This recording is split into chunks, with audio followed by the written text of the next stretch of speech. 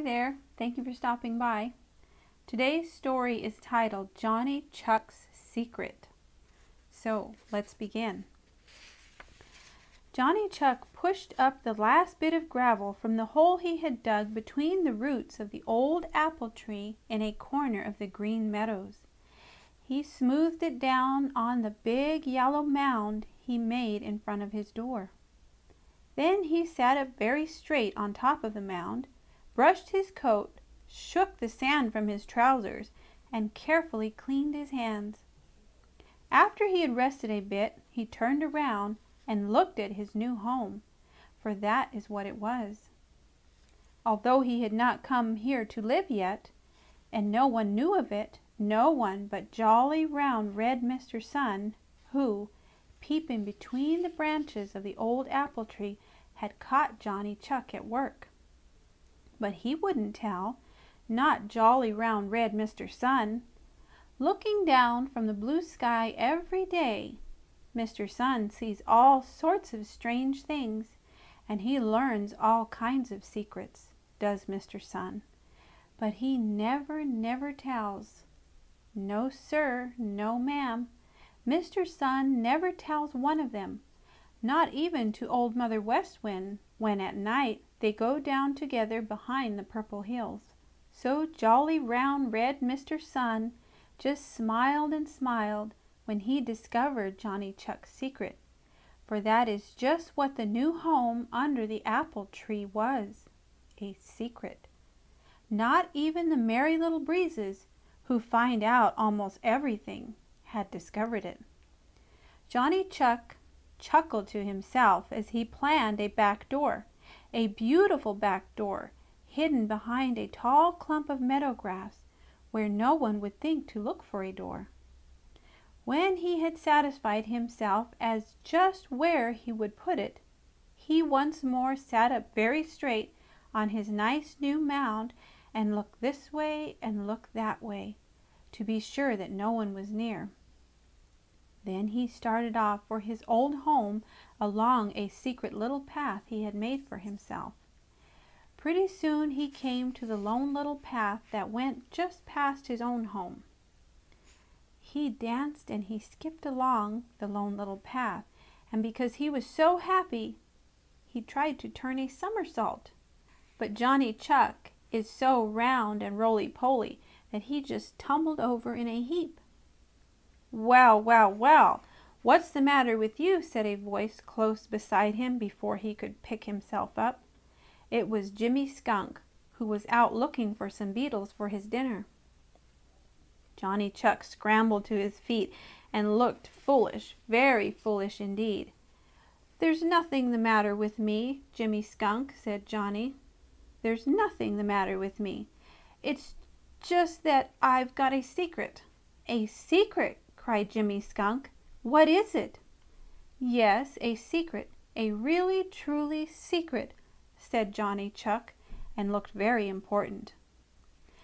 "Tell me, Johnny Chuck, come on, tell just me, and then we'll have the secret together," begged Jimmy Skunk. Now Johnny Chuck was so tickled with his secret that it seemed as if he must share it with someone. He just couldn't keep it to himself any longer. "You won't tell anyone?" said Johnny Chuck.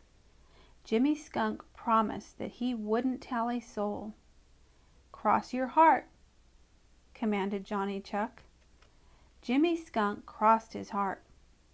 Then Johnny Chuck looked this way and looked that way to be sure that no one was listening. Finally he whispered in Jimmy Skunk's ear, "I've got a new home under the old apple tree in a corner of the Green Meadows," said Johnny Chuck. Of course Jimmy Skunk was very much surprised and very much interested, so Johnny Chuck told him all about it. "Now remember, it's a secret," said Johnny Chuck as Jimmy Skunk started off down the lone little path across the Green Meadows to look for some beetles. "I'll remember," said Jimmy Skunk. "And don't tell," said Johnny Chuck. Jimmy Skunk promised that he wouldn't tell. Then Johnny Chuck started off up the lone little path whistling, and Jimmy Skunk trotted down the Lone Little Path onto the Green Meadows. Jimmy Skunk was thinking so much about Johnny Chuck's new home that he quite forgot to look for beetles, and he almost ran into Peter Rabbit. "Hello, Jimmy Skunk," said Peter Rabbit. "Can't you see where you're going? It seems you have something on your mind. What is it?" "I was thinking of Johnny Chuck's new home," said Jimmy Skunk.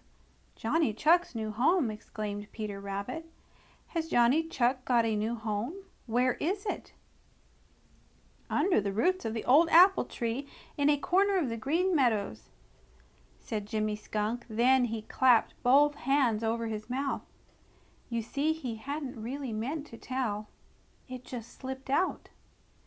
"Oh, but it's a secret!" cried Jimmy Skunk. "It's a secret and you mustn't tell." "I guess Johnny Chuck won't mind if you know, Peter Rabbit, but you mustn't tell anyone else." Peter Rabbit promised he wouldn't. Now, Peter Rabbit is very inquisitive indeed. So as soon as he had parted from Jimmy Skunk, he made up his mind that he must see the new home of Johnny Chuck. So off he started as fast as he could go towards the old apple tree in a corner of the Green Meadows. Halfway there he met Reddy Fox. "Hello, Peter Rabbit. Where are you going in such a hurry?" asked Reddy Fox. "Over to the old apple tree to see Johnny Chuck's new home," replied Peter Rabbit as he tried to dodge past Reddy Fox. Then of a sudden he remembered and clapped both hands over his mouth. "Oh, but it's a secret, Reddy Fox. It's a secret and you mustn't tell," cried Peter Rabbit. But Reddy Fox wouldn't promise that he wouldn't tell. For in spite of his handsome coat and fine manners, Reddy Fox is a scamp. And besides, he has no love for Johnny Chuck, for he has not forgotten how Johnny Chuck once made him run and called him a fraidy cat. So when Reddy Fox left Peter Rabbit, he grinned a wicked grin and hurried off to find Bobby Raccoon. He met him on his way to the Laughing Brook. Reddy Fox told Bobby Raccoon all about Johnny Chuck's secret, and then hurried away after Peter Rabbit, for Reddy Fox also is very inquisitive. Bobby Raccoon went on down to the Laughing Brook.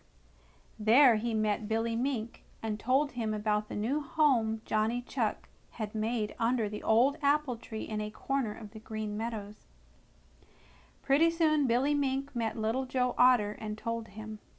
Then Little Joe Otter met Jerry Muskrat and told him. Jerry Muskrat saw Black the Crow and told him. And Great-Grandfather Frog heard him.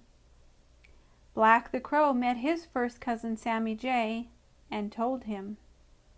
Sammy Jay met Happy Jack Squirrel and told him. Happy Jack met his cousin Striped Chipmunk and told him. Striped Chipmunk passed the house of old Mr. Toad and told him. The next morning, very early, before Old Mother West Wind had come down from the Purple Hills, Johnny Chuck stole over to his new home to begin work on his new back door. He had hardly begun to dig when he heard someone cough right behind him. He whirled around, and there sat Peter Rabbit, looking as innocent and surprised as if he had really just discovered the new home for the first time. "What a splendid new home you have, Johnny Chuck," said Peter Rabbit. "Yes," said Johnny Chuck slowly. "It's a secret," he added suddenly. "You won't tell, will you, Peter Rabbit?" Peter Rabbit promised that he wouldn't tell. Then Johnny Chuck felt better and went back to work as soon as Peter Rabbit left. Hardly had he begun, however, when someone just above him said, "Good morning, Johnny Chuck." Johnny Chuck looked up, and there in the old apple tree sat Black the Crow and his cousin Sammy Jay. Just then there was a rustle in the grass, and out popped Billy Mink and Little Joe Otter and Jerry Muskrat and Happy Jack Squirrel and Striped Chipmunk and Bobby Raccoon. when Johnny Chuck had recovered from his surprise and looked over to the doorway of his new home, there sat Reddy Fox on Johnny Chuck's precious new mound. It seemed as if all the little meadow people were there, all but Jimmy Skunk, who wisely stayed away. "We've come to see your new home," said Striped Chipmunk, "and we think it's the nicest home we've seen for a long time."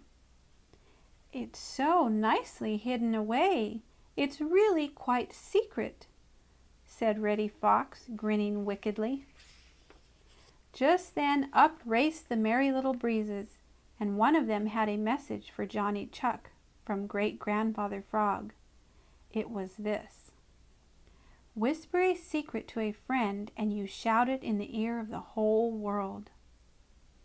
After everyone had admired the new home, they said goodbye and scattered over the Green Meadows. Then Johnny Chuck began to dig again, but this time he wasn't making his new back door. No, indeed. Johnny Chuck was digging at the new mound of yellow gravel of which he had been so proud. Jolly, round, red Mr. Sun blinked to be sure that he saw right, for Johnny Chuck was filling up his new home between the roots of the old apple tree. When he got through, there wasn't any new home.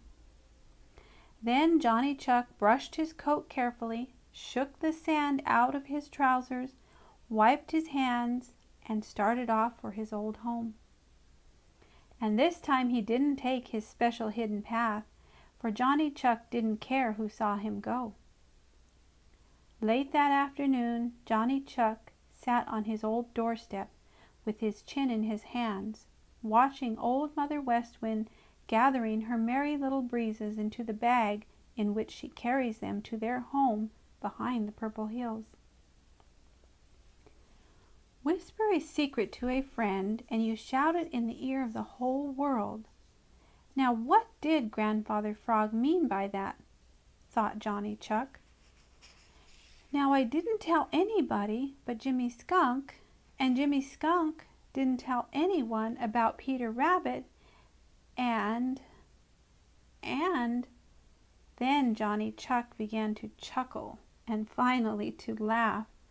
Whisper a secret to a friend, and you shout it in the ear of the whole world. My gracious, what a loud voice I must have had and didn't know it, said Johnny Chuck, wiping the tears of laughter from his eyes. And the next day Johnny Chuck started to make a new home. Where? Oh, that's Johnny Chuck's secret. And no one but jolly round red Mr. Sun has found it out yet. And that completes another story. Thank you for joining me, and I'll see you next time.